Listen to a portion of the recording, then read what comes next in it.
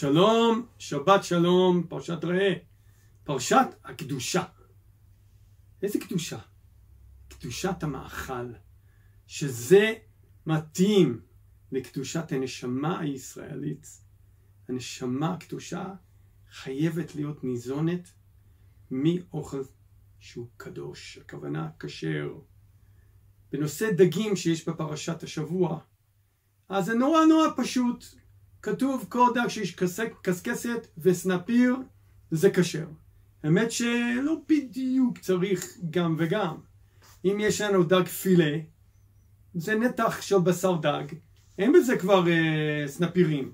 אמרו חז"ל, כל מה שיש לו קסקסים, יש לו סנפירים. ולכן, אם אתה הולך לדוג, או אתה רוצה לקנות איזה דג באיזשהו מקום, ואין במקום הזה, למשל בחול, אין במקום הזה תעודת כשרות, פשוט קסקס אותו, תגרור עם סכין את העור מהזנב לכיוון הראש. אם יורדים לך קסקסים כמו אלה, אז זה דג כשר.